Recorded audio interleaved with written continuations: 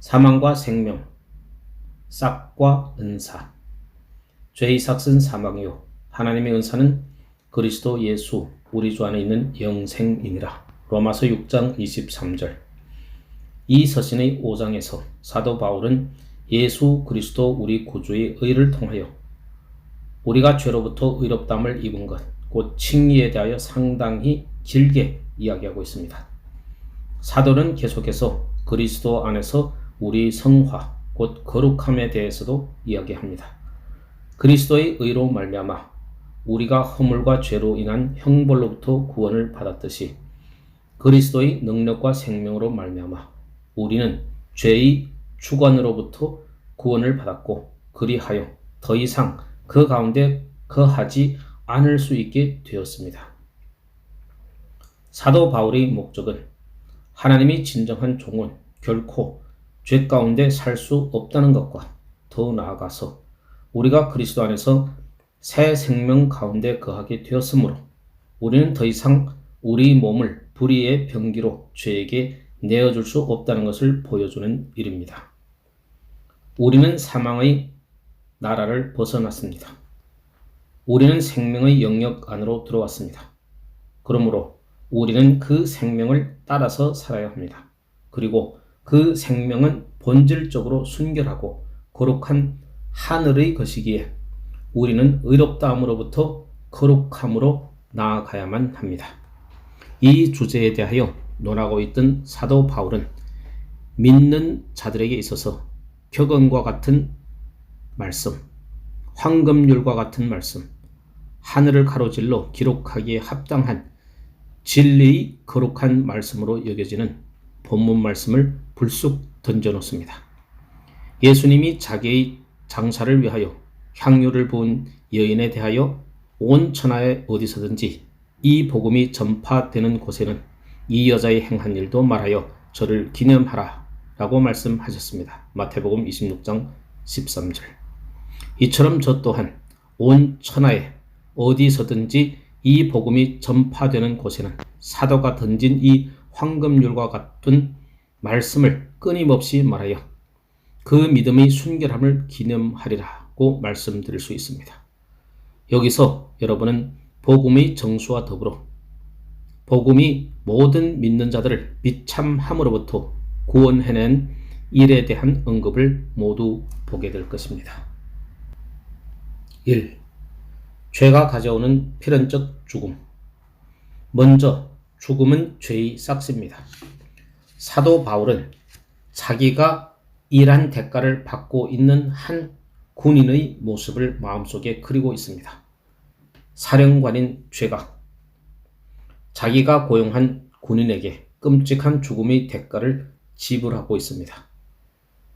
헬라어 원어로 보면 싹시라는 용어는 군인에게 주는 일정한 배급을 의미합니다. 그래서 어떤 이들은 그것을 봉급이라고 번역하기도 합니다. 그것은 군인들이 받는 봉급, 즉 대가를 의미합니다. 그들이 받는 대가는 여러 가지 다양한 형태로 주어질 수 있기 때문입니다. 군인들은 곡이나 곡식, 돈, 혹은 일부는 옷으로, 혹은 역의 기간이 만료되면 약속했던 땅으로 지불받기도 했습니다. 잔혹한 사령관인 죄가 자기 아래에 있는 군인들에게 지불하고 있는 대가가 바로 이 끔찍한 사망이라고 사도 바울은 말하고 있습니다. 그것은 용어의 단순한 만큼이나 완벽한 의미를 담고 있습니다. 끔찍하고 무시무시한 군대가 이 공포의 왕 주위에 모여 있습니다. 그리고 사망은 죄가 그 깃발 아래에 명부를 올려놓은 자들에게 지불되는 배급인 것입니다. 죄는 하나님의 법에 완전히 반하는 것이며 그것을 거역하는 것입니다. 죄는 이 세상에 있는 악한 세력이 하나님이 보좌 위에 있는 선하고 은혜로운 의의 능력에 반역하는 것입니다. 불경건함, 거짓, 죄, 하나님이 마음에 반하는 이 악한 세력은 우리 수많은 형제 자매들을 지금 이 시간도 자기의 세력하에 잡아두고 있습니다. 그 악한 세력이 자기가 사로잡은 자들이 보여준 가장 절망적인 무모함의 보상으로 주는 대가가 다름 아닌 사망입니다. 1. 죄를 지으면 정령 죽으리라. 이 두렵고 끔찍한 사실을 선포하기 위해서 몇 가지를 말씀드리겠습니다. 먼저 사망은 모든 죄의 당연한 결과라는 것입니다. 인간이 하나님의 질서에 따라 행동할 때 그는 생명 속에서 살아가게 됩니다. 그러나 자기의 창조자의 법을 깨뜨릴 때 그는 자신을 파멸 속으로 몰고 가게 됩니다. 그리고는 결국 사망을 낳을 수밖에 없습니다. 주님께서는 아담에게 이렇게 경고하셨습니다. 네가 먹는 날에는 정령 죽으리라. 창세기 2장 17절. 죽는다는 것은 더 이상 존재하지 않는다는 것을 의미하지 않습니다. 아담도 더 이상 존재하지 않게 된 것이 아니고 죄를 범한 다른 이들 또한 그러하기 때문입니다. 죽음이라는 용어는 더 이상 존재하지 않는다는 개념을 말하고 있지 않습니다. 만약 그렇지 않다면 제가 어떻게 요한 1서 3장 14절에 나와 있는 말씀을 이해할 수 있겠습니까? 우리가 형제를 사랑함으로 사망에서 생명으로 들어간 줄을 알거니와 사랑치 아니하는 자는 사망에 거하느니라. 어떻게 인간이 완전한 멸절 속에 거할 수 있습니까? 한 알의 밀알이 땅에 떨어져 죽습니다. 그러나 그것은 더 이상 존재하지 않는 것이 아닙니다. 오히려 그것은 더 많은 열매를 맺습니다. 아담이 선악과를 따 먹었던 그날에 그는 분명히 죽었습니다. 그렇지 않다면 주님께서 거짓을 말씀하신 것이 됩니다. 하나님으로부터 분리되고 타락함으로써 그의 본성은 인간의 진정한 생명을 이루고 있던 상태로부터 파괴되고 비틀어졌습니다. 어떤 사람이 죄를 범한다면 그는 거룩함과 순결함에 대하여 죽은 자가 됩니다. 용서를 받을 수 있다는 죄는 단 한 가지도 없습니다. 오히려 모든 죄는 용서받지 못할 치명적인 것이며 결국 사망을 잉태하게 될 뿐입니다. 인간이 탐욕과 죄악 속으로 더 깊이 빠져들면 들어갈수록 그는 순결함과 거룩함에 대하여 더욱더 깊이 죽게 됩니다. 그는 덕의 아름다움을 느낄 능력도 악의 가증스러움을 혐오할 수 있는 능력도 잃어버리게 됩니다. 우리 본성은 이미 본래의 건강한 생명으로부터 나오는 섬세하고 고귀한 개념 자체를 상실해 버렸습니다. 그리고 사람들이 부정과 불의, 불신 혹은 어떤 종류의 죄익은 그 속으로 더 깊이 빠져들면 들수록 그들은 분명한 죄의 싹신 끔찍하고 두려운 도덕적인 죽음 속으로 점점 더 깊이 들어가게 됩니다. 여러분은 죄를 지음으로써 양심이 완전히 죽어버린 상태 속으로 스스로를 빠져들게 할 수 있습니다. 그리고 그것은 여러분이 죄를 섬기는 것에 대한 첫 번째 싹시입니다. 죄가 우리를 지배할 때 하나님을 따르려는 우리 모든 갈망과 그분 안에 거하는 모든 기쁨은 죽어버리게 됩니다. 사망은 영혼을 하나님으로부터 분리시키는 것입니다. 이 사망이 모든 사람에게 임했습니다. 사람들은 여전히 하나님의 존재를 믿을지도 모릅니다. 그러나 모든 실제적인 목표들을 행할 때 그에게 있어서 하나님은 실제로는 존재하지 않는 분과 같습니다. 어리석은 자는 그 마음에 이르기를 하나님이 없다 하도다. 시편 14편 1절. 그는 하나님을 갈망하지 않습니다. 아니 진정 그는 하나님이 계시지 않기를 소망합니다. 하나님을 구하고 자신이 전능자 안에서 즐거워하는 것에 관한 한 죄인은 완전히 무지합니다. 그의 죄가 하나님에 대한 모든 열망과 갈망에 대하여 그분을 사랑하는 것 혹은 그분 안에서 기뻐하는 것에 대하여 그를 죽게 만들었기 때문입니다. 비록 그가 살아있다 할지라도 그는 하나님에 대하여 죽은 자입니다. 육신의 생각은 사망이요. 로마서 8장 6절. 죄로 인한 하나님께 대한 사망이 있듯이 모든 영적인 것들에 대한 사망이 있습니다. 육에 속한 사람은 하나님이 성령의 일을 받지 아니하나니 저희에게는 미련하게 보이며 또 깨닫지도 못하나니 이런 일은 영적으로라야 분변함이니라. 고린도전서 2장 14절. 인간은 영적인 것들을 깨닫지도 분별하지도 못합니다. 그가 그것들에 대하여 죽은 자이기 때문입니다. 그에게 영적인 생명의 고난에 대하여 이야기해 보십시오.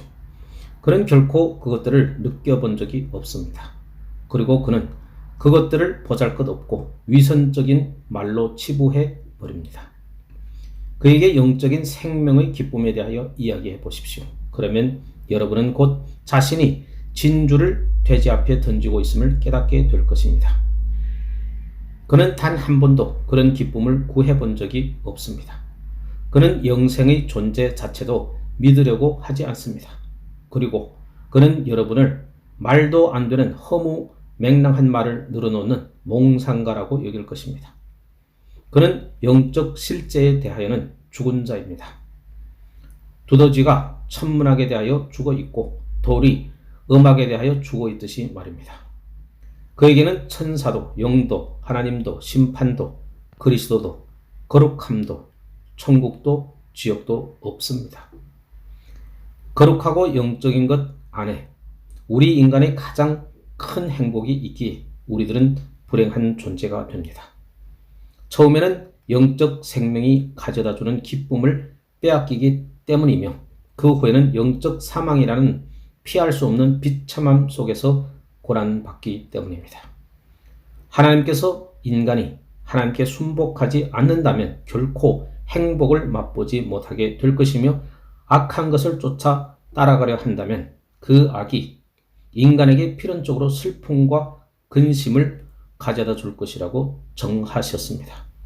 악을 행하는 각 사람의 영에게 환난과 권고가 있으리니 로마서 2장 9절.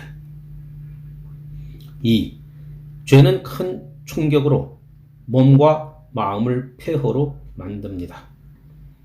다음으로 저는 몇몇 죄들의 경우 죄의 죽이는 능력이 그것을 보는 모든 자들에게 확연히 드러난다는 사실을 살펴보고자 합니다. 그러한 죄들은 영적으로 뿐만 아니라 육신과 마음 모두에게 작용하기 때문입니다. 여러분 가운데는 제가 말씀드리려고 하는 이 영적인 사망이 전혀 두렵게 느껴지지 않는 분도 있을 것입니다.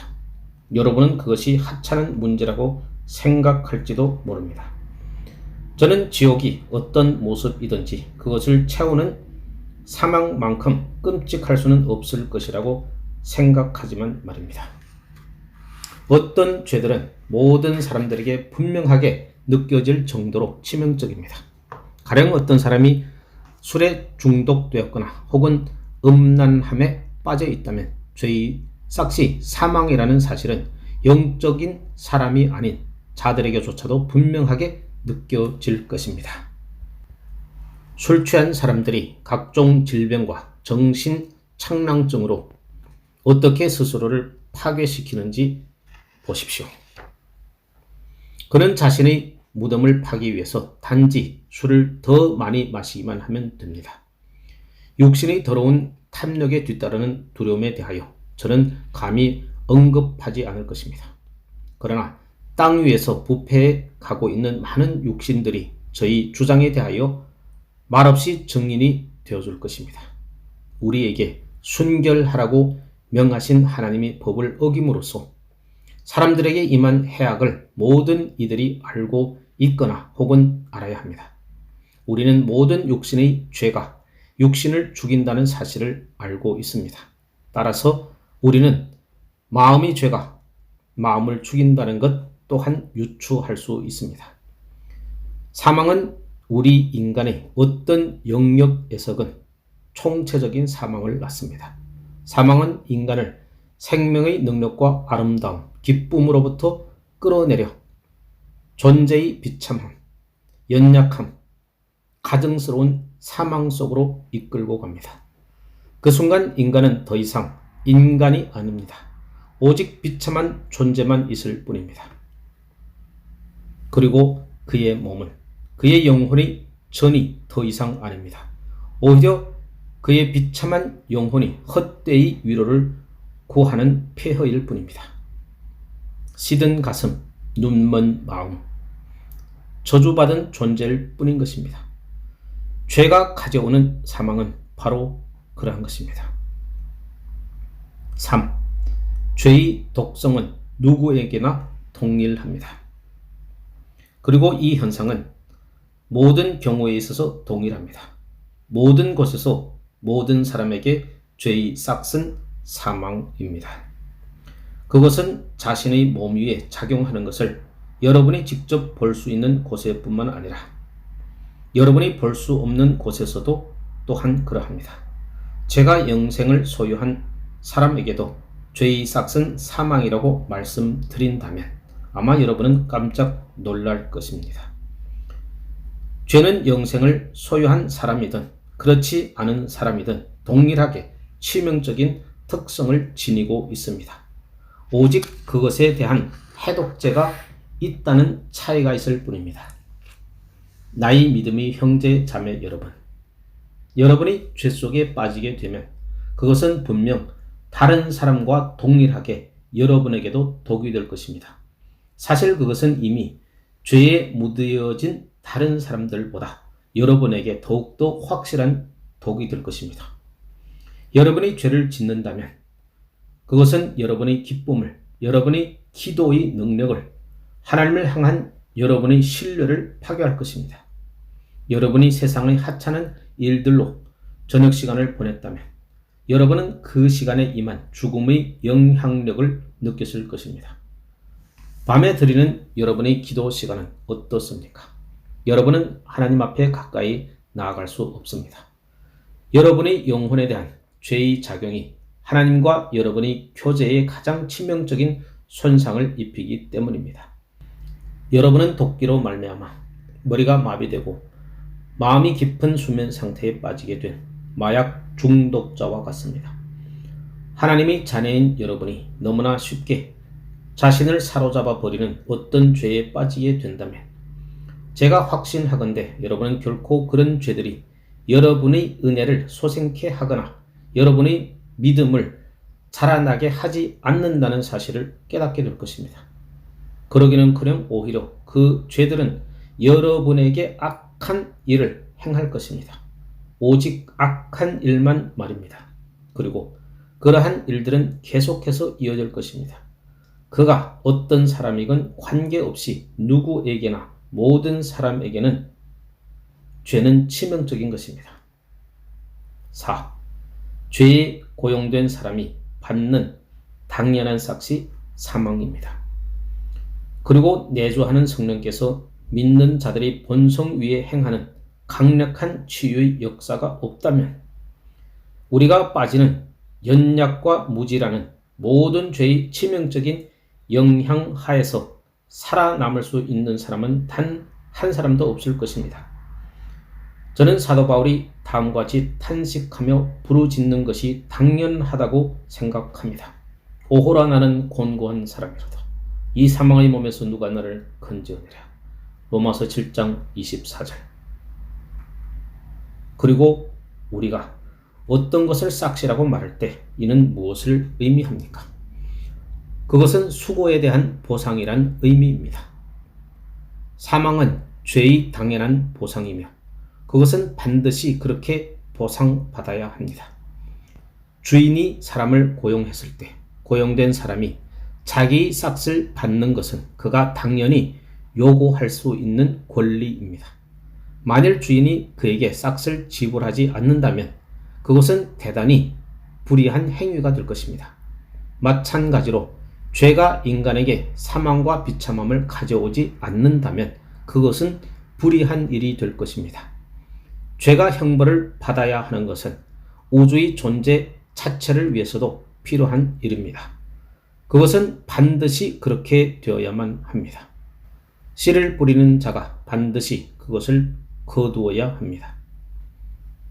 죄가 여러분을 고용했다면 그것은 여러분에게 반드시 그 싹을 지불해야 합니다. 악한 것은 의로운 것을 낳을 수 없습니다. 죄악과 허물은 반드시 그것의 본질상 어둠과 슬픔, 비참함, 그리고 사망이 되어야 합니다.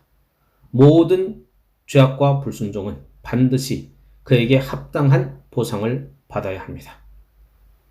하나님과 의가 다스리는 한 그것을 바꾸려고 시도해 보았자 아무 소용이 없습니다. 죄의 일을 하는 자들은 반드시 그 죄의 싹을 받아야 합니다. 그리고 죄의 싹은 사망입니다. 5. 죄인에게 진노는 반드시 임합니다. 이제 이 죄의 싹인 사망은 군인들이 매일 자기의 배급을 받듯이 매일매일 사람들에게 조금씩 지불된다는 사실에 주목하기를 바랍니다. 성경은 너희가 육신대로 살면 반드시 죽을 것이로되 라고 말씀하고 있습니다. 로마서 8장 13절. 그러한 삶은 죽음을 향해 계속해서 나아가는 것일 뿐입니다. 또한 말씀에 일락을 좋아하는 이는 살았으나 죽었느니라 라고 되어 있습니다. 디모데전서 5장 6절. 하나님의 진노는 하나님의 아들을 믿지 않는 자 위에 임합니다. 하나님의 진노는 이미 거기에 와 있습니다. 저는 이곳에 있는 분들 가운데 아직 회심하지 않은 분들이 자신이 지금 어디에 있는지를 되돌아보기를 원합니다. 그들은 죄와 허물로 죽은 자들입니다. 에베소서 2장 1절. 오 여러분은 병들어 있을 뿐만 아니라 죄로 죽은 자들입니다.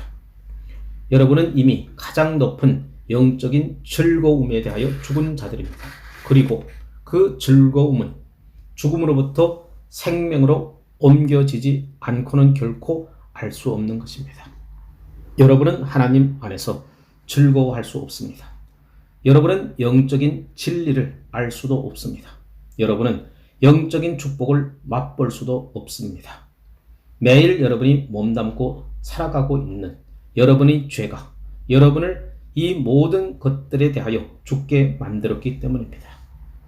그러나 로마 군인은 단지 배급을 얻기 위해서 자기 이름을 군인 명단에 등록한 것은 아니었습니다.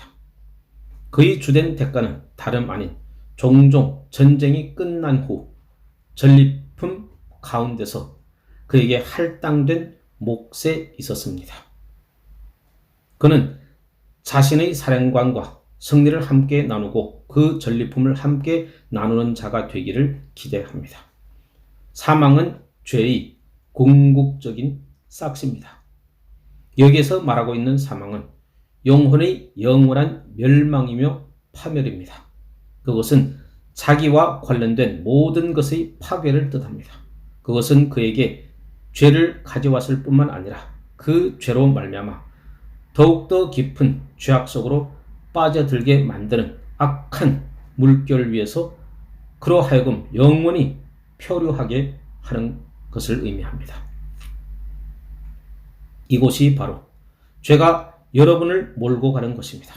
그것은 스스로를 마비시킬 뿐만 아니라 하나님에 대하여 그리고 선한 기쁨, 소망에 대하여 영혼을 영원히 죽게 만들 것입니다.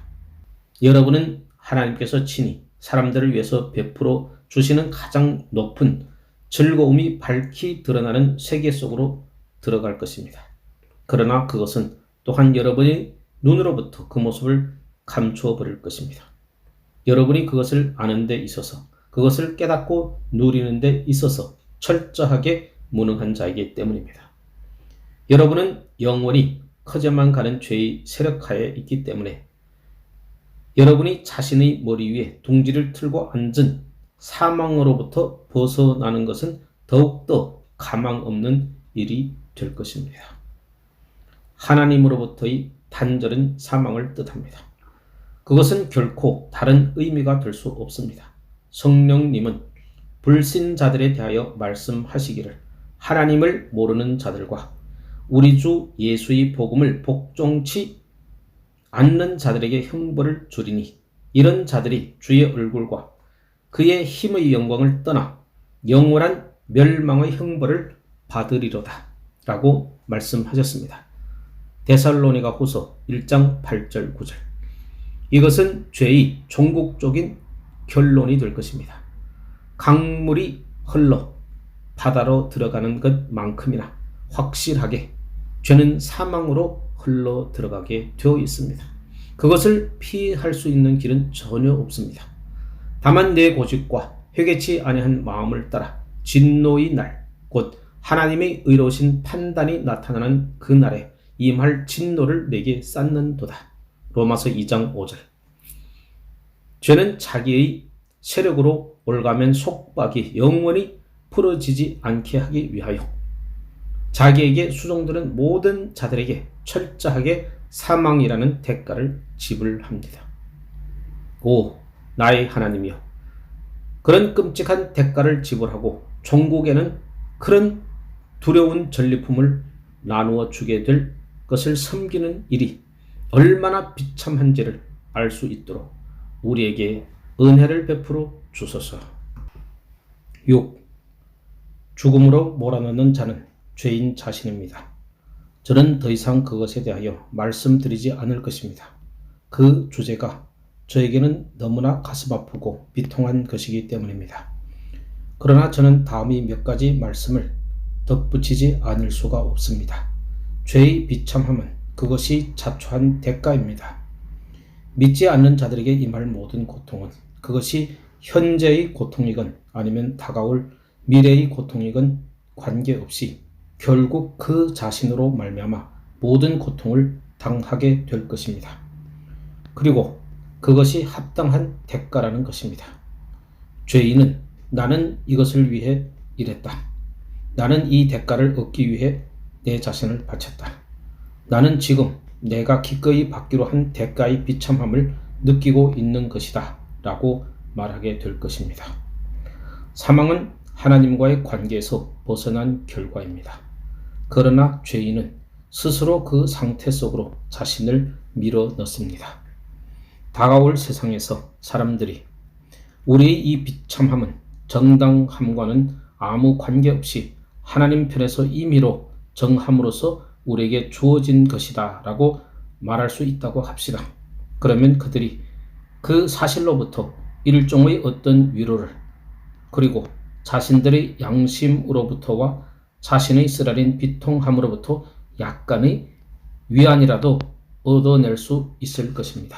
그러나 그들이 자신들의 모든 비탄이 죄를 택한 스스로의 선택에 의한 것이었다고 고백하지 않을 수 없을 때, 그리고 여전히 계속해서 그 죄 속에서 거하기로 스스로 택할 때, 이것은 진정 그들에게 무서운 징벌이 될 것입니다.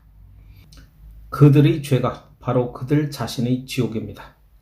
타락한 영혼의 심장을 갉아먹는 벌레는 다름 아닌 하나님을 향한 그 자신의 의도적인 미움이요 악을 향한 사랑입니다.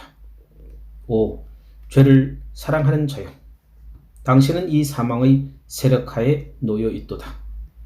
이것은 사망보다 더 악하도다. 당신은 하나님에 대하여 죽은 자입니다. 그리고 거룩함에 대하여도, 사랑과 진정한 행복에 대하여도 죽은 자입니다. 그리고 당신은 이 사망을 스스로에게 자신의 모든 영역으로 가져왔습니다. 다음으로 저는 진정 아픈 마음으로 이것을 말씀드리지 않을 수 없습니다. 그러한 싹을 위해서 계속 일하는 것은 어리석은 짓 가운데 가장 어리석은 짓이라는 사실에 주목하십시오. 지금까지 죄를 위해서 일했던 자들은 그 안에서 아무런 유익도 발견하지 못했습니다. 여러분은 스스로 부끄러움을 느끼지 않을 수 없는 일들 가운데서 어떤 열매를 얻었습니까? 죄가 여러분에게 어떤 실질적인 유익을 가져다 준 적이 있습니까? 어서 나오십시오. 나오십시오. 그리고 저와 함께 변론해 봅시다. 지금까지 악이 여러분의 건강이나 행복을 위해서 일해 준 적이 있었습니까? 여러분은 증오나 탐욕, 정욕, 술 취함으로 인하여 삶이 더 좋아졌습니까? 죄가 여러분의 내면을 성장시켜 생명이라고 불리어질 만한 어떤 일을 하도록 이끈 적이 있었습니까? 여러분은 결코 그런 적이 없다는 것을 알고 있습니다.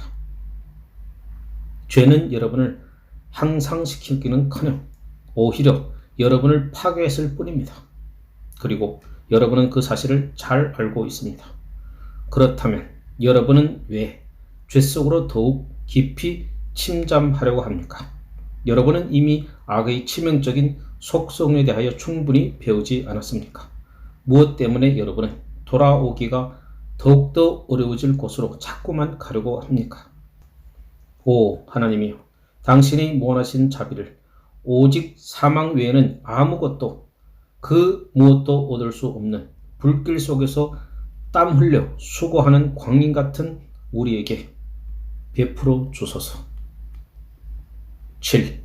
죄의 독성에 마비된 자는 이미 죽은 목숨입니다.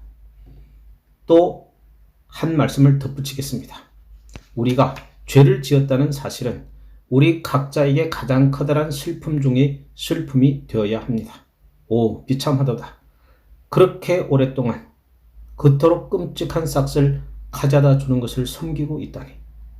저는 지금까지 36년 동안 주님을 알았지만 저는 지금도 여전히 주님이 완벽하신 법에 거역하여 저지른 저희 모든 죄를 그 어느 때보다도 가장 깊이 회개합니다.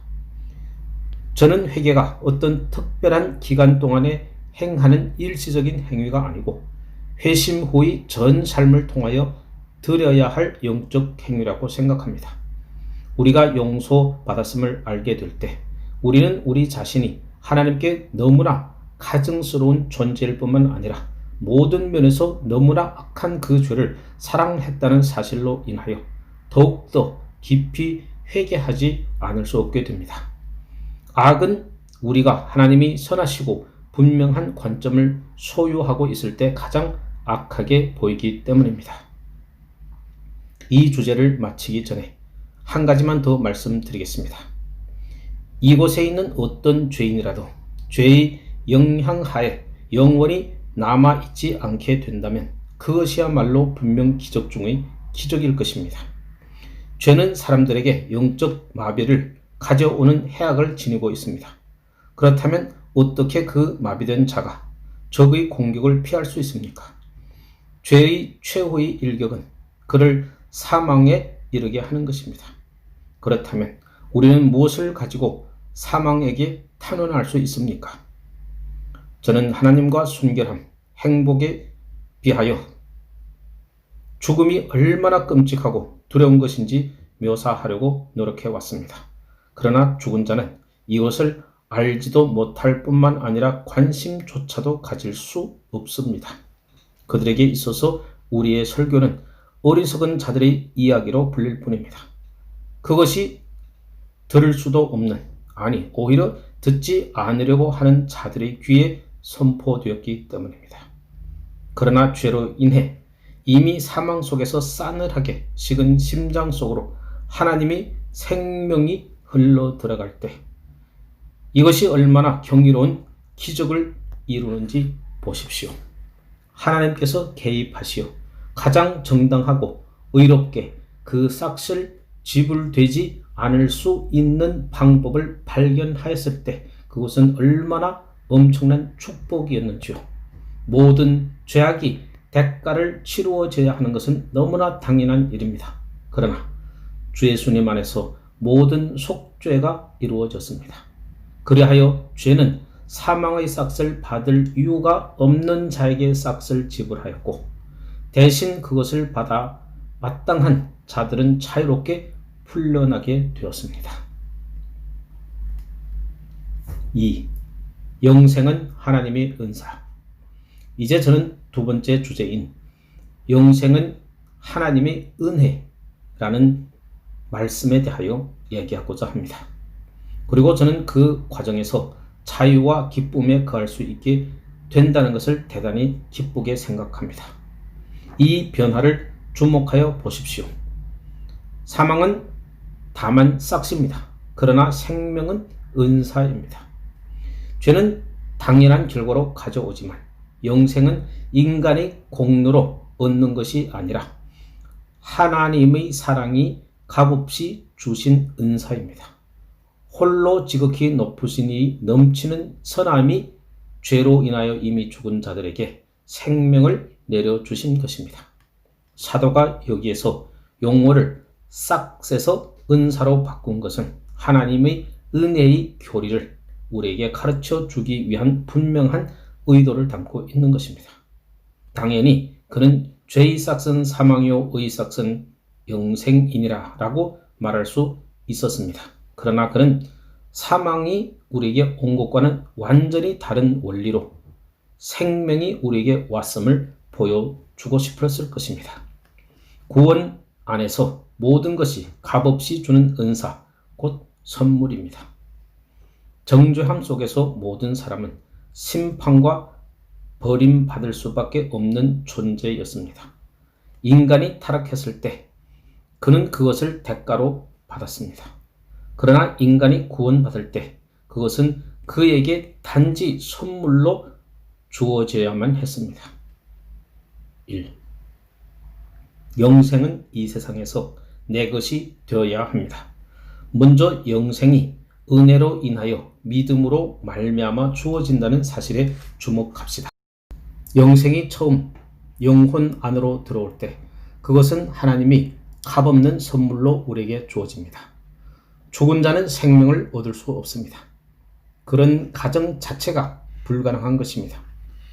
이 땅 위에서 즐길 수 있는 영생이 우리에게 선물로 주어집니다. 어떤 이가 말합니다. 뭐라고요? 목사님은 영생이 이 세상에서 우리 영혼 속으로 들어온다고 말씀하시는 겁니까? 네, 그렇습니다. 만약 그렇지 않다면 그 어느 때에도 그것은 이루어질 수 없는 일이기 때문입니다. 영생은 반드시 지금 여기서 이 세상에서 우리 것이 되어야 합니다. 만일 우리가 영생을 받지 않은 채 죽는다면 그것은 결코 다가올 세상 속에서도 우리 것이 될 수 없을 것입니다. 그것은 집행유예 상태가 아니라 이미 확정되고 보장된 보상인 것입니다. 영생의 불꽃이 인간의 마음속으로 떨어질 때 그것을 받은 자가 행한 어떤 선행의 결과로 온 것이 결코 아닙니다. 그렇게 할 수 있는 사람은 단 한 사람도 없기 때문입니다. 또한 그것은 그가 느낀 어떤 감정의 결과도 아닙니다. 선한 감정이 생명이 오기 전까지는 그곳에 존재하지도 않았기 때문입니다. 선한 행위도 선한 감정도 모두 하늘의 생명 열매입니다. 그것은 마음속에 들어와 우리 주 예수 그리스도 안에서 회개와 믿음으로 우리 안에 역사함으로써 우리로 하여금 그것이 들어와 있음을 느끼게 합니다. 하나님의 은사는 그리스도 예수 우리 주 안에 있는 영생이니라. 믿음으로 우리는 그 사실을 분명히 인식하며 그리스도 안으로 들어옵니다. 우리는 그분을 신뢰하고 그분께 모든 것을 의지합니다. 우리는 그분과 하나가 됩니다. 그렇게 영생은 확증됩니다. 그분께서 내가 저희에게 영생을 주노니 라고 말씀하지 않으셨습니까? 요한복음 10장 28절. 그리고 또 말씀에 이는 저를 믿는 자마다 영생을 얻게 하려 하심이니라. 요한복음 3장 15절 라고 되어 있지 않습니까? 사랑하는 여러분, 성령님에 의해서 소생된 여러분, 저는 여러분이 하나님의 은혜로 말미암아 소생되었던 첫 순간을 기억할 것이라고 확신합니다. 여러분의 교리적인 관점이 무엇이든지 여러분은 모두 하나님의 은혜로 말미암아 여러분이 지금의 자신이 되었다는 것을 체험적으로 인정할 수밖에 없을 것입니다. 죽은 자였던 여러분이 어떻게 스스로에게 생명을 가져다 줄 수 있습니까? 어떻게 종이 되었던 여러분이 스스로에게 자유를 가져다 줄 수 있습니까? 그러나 긍휼하신 우리 주님께서는 여러분을 찾아오셨습니다. 주 예수 그리스도께서 나사로의 무덤을 찾아갔던 것처럼 말입니다. 그리고 그분께서는 권능의 음성으로 말씀하시며 여러분에게 생명으로 나오라고 명령하셨습니다. 그러자 여러분은 그분의 명령을 쫓아 일어나서 생명으로 나온 것입니다. 여러분은 자신에게 찾아온 변화를 잘 기억할 것입니다. 이곳에 있는 어떤 사람이든 문자 그대로 죽었다가 후에 다시 살아나게 되었다면 그의 체험은 얼마나 놀랍고 경이로운 것이겠습니까? 우리는 죽었다가 다시 살아난 사람의 이야기를 듣기 위해서라면 아무리 먼 길이라도 마다하지 않고 달려갈 것입니다. 그러나 저는 설사 그가 그것을 말할 수 있다고 해도 그의 체험이 죄 속에서 죽었다가 다시 소생된 우리 자신의 체험보다 더 놀랍고 경이롭지는 못할 것이라고 여러분에게 말씀드릴 수 있습니다. 우리는 생명이 영혼 속으로 들어올 때의 고통을 체험했기 때문입니다. 그리고 우리는 그 후에 찾아오는 기쁨을 알고 있습니다. 우리는 생명이 우리 영 안에 가져다 주는 빛을 보았습니다. 우리는 생명이 소생한 마음에 가져다 주는 감동을 느꼈습니다. 우리는 생명이 오직 생명만이 전 인격에 가져다 줄 수 있는 기쁨을 알았습니다. 저는 여러분에게 이런 것들에 대하여 말씀드릴 수 있습니다.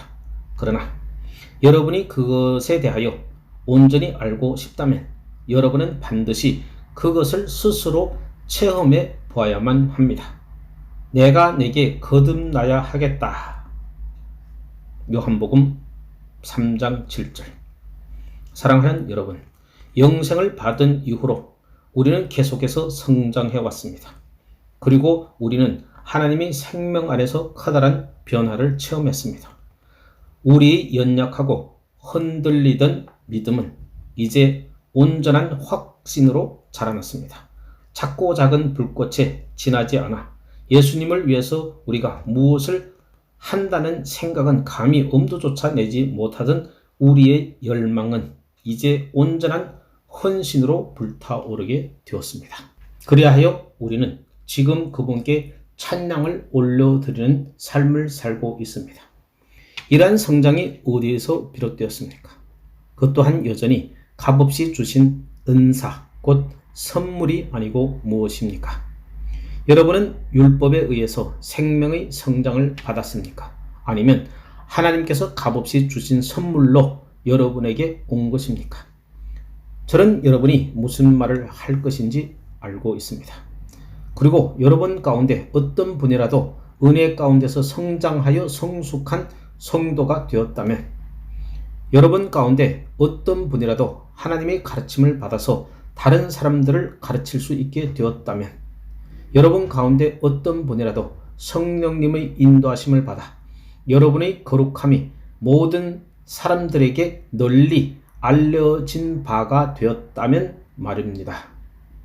그리고 여러분이 거룩한 형제 자매가 되었다면, 저는 여러분의 거룩함과 성숙함 또한 여러분이 얻은 싹이 아니라 여전히 하나님으로부터 받은 은사라는 것을 확신합니다.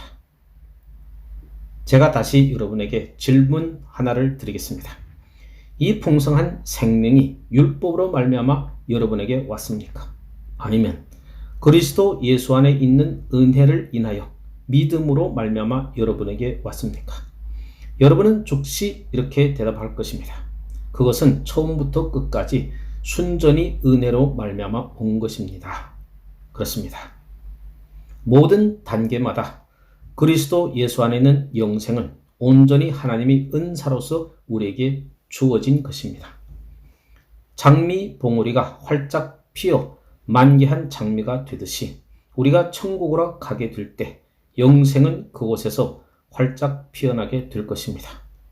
우리의 생명이 하나님의 생명을 껴안을 때, 그리고 하나님의 생명이 우리의 생명을 에워쌀 때 우리는 풍성하며 거룩하고 경건하며 복되고 영원히 영광스러우며 하늘의 소유인 모든 것에 대하여 온전히 살아있게 될 것입니다. 5. 그때 우리는 우리 생명이 온전히 하나님의 은혜로 말미암은 것임을, 예수 그리스도 우리 주 안에서 하나님께서 값없이 주신 은사임을 고백하게 될 것입니다.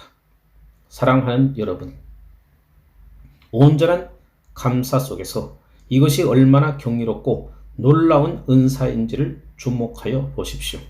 하나님의 은사, 그것은 모든 자들에게 베풀어 주시는 예수님의 선물입니다. 영접하는 자 곧 그 이름을 믿는 자들에게는 하나님이 자녀가 되는 권세를 주셨으니 이는 혈통으로나 육정으로나 사람의 뜻으로 나지 아니하고 오직 하나님께로서 난 자들이니라. 요한복음 1장 12절 13절. 우리 주님의 말씀이 얼마나 놀라운 언어로 표현되어 있는지요.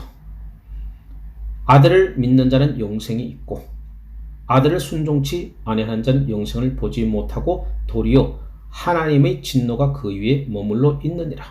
요한복음 3장 36절. 이 얼마나 엄청난 생명입니까? 그것은 분명 어떤 경이로운 것임에 틀림이 없습니다.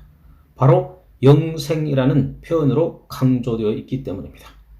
그것은 진정한 생명, 실제하는 생명, 본질적인 생명입니다. 몇몇 사람들이 말하듯이 단순히 존재하는 것을 의미하지 않습니다.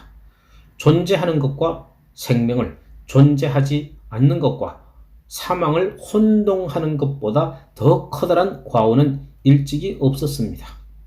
그것들은 완전히 다른 별개의 것이며 구별되는 개념이기 때문입니다.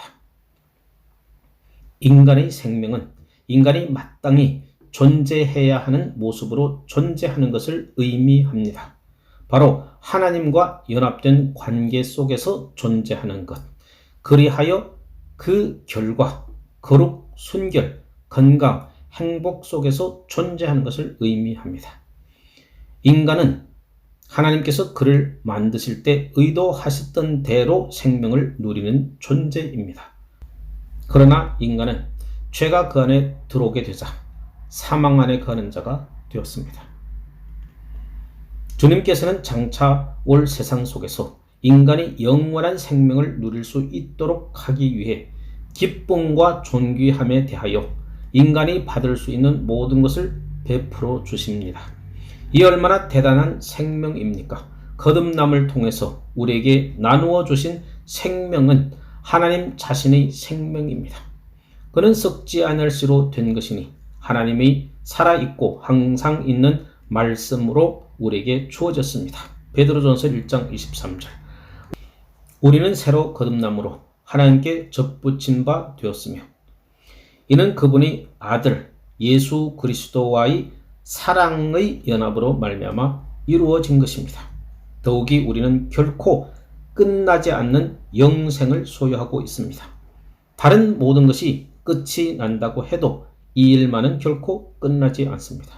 영생은 유혹에 의해서 죽지도 않으며 시험에 의해서도 파괴되지도 않습니다. 죽음에 의해서도 결코 꺼지지 않으며 아무리 많은 세월이 흐른다고 해도 결코 시들지 않습니다. 영원하신 하나님의 선물이 바로 영생입니다. 영원히 지속되는 생명을 소유하고 있었으나 그것을 잃어버린 어떤 사람에 대하여 이야기하는 사람들은 그 말의 능력을 알지 못하는 자들입니다. 만일 어떤 사람이 생명을 소유하고 있다면 그것은 영원한 것이고 결코 끝날 수도 잃어버릴 수도 없는 것이기 때문입니다. 영생이 영원히 지속되는 것이라면 영생은 영원히 지속되어야 합니다. 또한 영생을 잃어버린다면 그것은 스스로 영원히 지속되는 것이 아님을 입증하는 논리밖에 되지 않습니다. 그러나 결코 그렇지 않습니다. 여러분이 영생을 소유하고 있다면 여러분은 결코 멸망당할 수 없습니다. 하나님께서 영생을 여러분에게 베풀어 주셨다면 그것은 결코 다시 철회되지 않을 것이기 때문입니다. 하나님이 은사와 부르시면 후회하심이 없느니라. 로마서 11장 29절. 더욱이 그것이 예수 안에 있는 생명임을 기억하십시오. 말씀에 그리스도 예수 우리 주 안에 라고 되어 있기 때문입니다. 우리는 찬양 받으실 하나님의 아들과 영원히 지속되는 연합 안에 있습니다. 그렇기에 우리는 살아있는 것입니다. 그리스도 안에 있다는 것은 신비스러운 축복입니다. 사도 바울은 이것이 찬양 받으실 우리 주님의 이름과 그분이 존귀한 신분을 다시 상세히 언급할 수 있는 기회라고 느꼈습니다. 그리스도, 예수, 우리 주 안에. 우리는 어떤 위대한 사람의 경우 그들이 보낸 사자가 그 이름을 그들의 위엄과 권위를 드러내는 신분과 함께 부르는 것을 들을 때가 있습니다. 마찬가지로 여기에서도 주 예수님을 높이기 위하여 사도 바울은 그분의 이름과 신분을 모두 기록하고 있습니다. 그리스도 예수 우리 주 안에 있는 영생이니라. 그는 모든 사람들이 무릎 꿇을 그 존귀한 이름을 다 기록하며 우리 생명과 그 이름을 연결시키고 있는 것입니다. 그것이 연합입니다. 2. 값없이 주는 은사를 외면하지 마십시오. 지금까지 저는 이 교리를 선포했습니다. 이제 저는 실질적인 중요성을 갖고 있는 몇 가지를 덧붙임으로써 그것을 우리 삶에 적용할 수 있기를 간절히 바랍니다. 1. 지금 바로 나오십시오. 먼저 지금 이 시간 여러분 모두 하나가 되어 나오십시오. 그리고 그리스도 예수 안에 있는 은사로서 이 거룩한 하나님의 생명을 받으십시오. 여러분 가운데 자신의 의를 내세움으로써 생명을 얻기 위해 일해온 분이 있다면 그분에게 간곡히 권면합니다. 여러분 자신을 하나님의 의 앞에 복종시킴으로써 그 어리석은 수고를 이제 그만 멈추십시오. 여러분이 많은 것을 느끼고 많이 기도하며 많이 애통하려고 노력했다면 그렇게 대가를 지불하는 것을 이제 그만 멈추십시오. 그리고 나와서 여러분의 하나님으로부터 값없는 생명인 선물을 받으십시오. 여러분 자신의 교만이라는 우상을 깨뜨리고 겸손하게 자비를 구하고 은혜를 간구하는 자리로 나오십시오. 믿으십시오. 그리하면 여러분은 생명을 얻게 될 것입니다. 여러분은 값을 치르고 생명을 구하기 위하여 부름받은 것이 아니라 그저 값없이 주는 것을 받기 위해서 부름받은 자들입니다. 여러분이 폐가 공기를 값없이 마시듯이 생명을 그저 값없이 받으십시오. 여러분이 지금 이 순간 죄 속에서 죽은 자라 할지라도 생명의 복음이 여러분 가까이에 와 있습니다. 그 복음과 함께 생명을 주는 성령의 바람이 불어옵니다. 그분께서는 파괴되고 폐허가 된 여러분의 상태로부터 사망으로부터 여러분을 불러내어 여러분으로 하여금 새로이 숨쉬게 할 수 있는 분이십니다. 그것이 그분의 말씀입니다. 깨어나라 너 잠자는 자여 사망에서 일어나라 그리스도께서 너에게 생명을 줄 것이다. 여러분은 이 생명을 선물로 받겠습니까? 여러분 안에 조금이라도 진정한 생명이 있다면 여러분의 대답은 즉시 진정한 마음으로부터 우러나올 것입니다. 여러분이 이 선물을 받지 않는다면 여러분은 멸망당하게 될 것입니다. 여러분이 얻은 것이 여러분의 가슴 속으로 깊이 파고들게 될 것이고 끔찍한 두려움이 여러분 위에 임할 사망이 될 것입니다. 값없이 주신 은사를 받는 것은 어려운 일이 아닙니다. 여러분이 교만하지만 않다면 그것을 받아들이십시오. 하나님께서 여러분으로 하여금 그것을 즉시 받아들이도록 도와주실 것입니다. 그 받아들이는 것조차 하나님이 선물이기 때문입니다. 생명의 의지 자체가 생명이기 때문입니다. 그리고 모든 진정한 생명은 처음부터 끝까지 온전히 주님께만 속한 것이기 때문입니다. 2. 영생의 은사 안에 거하십시오. 사랑하는 여러분, 우리가 값없이 주시는 영생의 은사를 받아들였습니까? 그렇다면 이제는 그 안에 거하십시오. 그리고 우리 공로를 자랑하려는 율법주의의 유혹에 절대로 빠지지 마십시오. 우리 노력으로 살아가려고도 하지 마십시오. 영생은 한 가지 의미에서 상급이라는 것은 의심할 여지가 없습니다. 그러나 그것은 항상 빚의 보상이 아닌 은혜의 상급입니다. 주님께서는 마지막 날에 상급으로 생명의 면류관을 우리에게 주실 것입니다. 그러나 그때조차도 우리는 그분께서 우리에게 면류관을 얻게 한 그 일을 맡겨주셨노라고 고백하게 될 것입니다. 주님께서는 먼저 우리에게 선한 일을 주시고 그 다음에는 그 일로 인해서 우리에게 상을 베풀어 주십니다.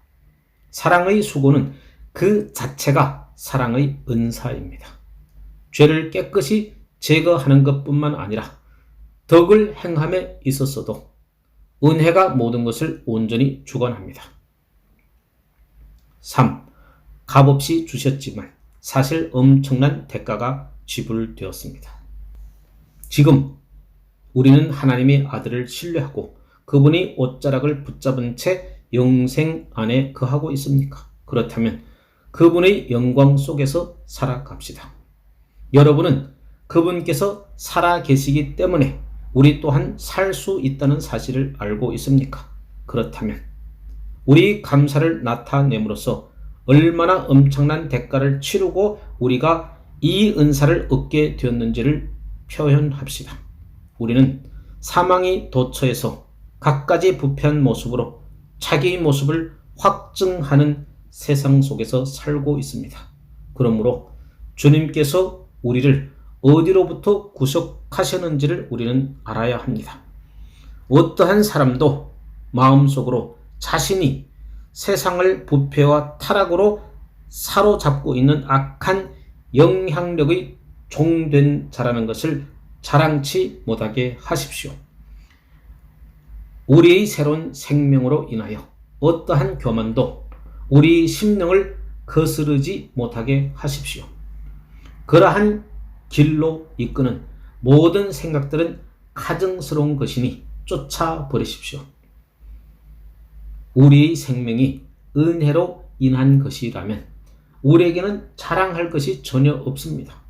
오히려 더욱더 우리의 영혼을 겸손히 해야 할 이유만 있을 뿐입니다.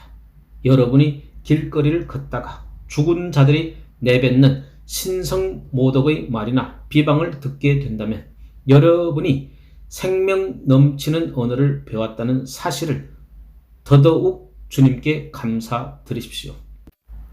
술 취함과 탐욕을 죄로부터 나오는 사망의 타락이 낳은 더러운 벌레로 여기십시오. 여러분은 그것들을 가증스럽게 여기고 혐오해야 합니다. 사랑하는 형제 자매 여러분, 그러나 하나님의 은혜가 없었다면 여러분이 혐오하고 가증스러워하는 바로 이 모든 것들이 바로 여러분 안에 있었을 것입니다. 다른 것들에 관하여도 간절하게 구합시다. 이 마른 뼈들도 살 수 있나이까? 그렇다면 하나님의 말씀이 우리에게 인자야 너는 이 모든 뼈에게 대언하여 이르러라 라고 말씀하실 때 하늘이 주시는 비전에 순종합시다. 에스겔서 37장 4절. 우리는 우리에게 이 일을 가능하게 해줄 수 있는 믿음을 귀하게 여겨야 합니다. 더욱이 거듭나지 않은 본성의 죽음을 보게 되면 우리는 기도하지 않을 수가 없습니다. 그리하여 우리는 생기야 사방에서부터 와서 이 사망을 당한 자에게 부로서 살게 하라 라고 부르짖지 않을 수가 없는 것입니다. 에스겔서 37장 9절.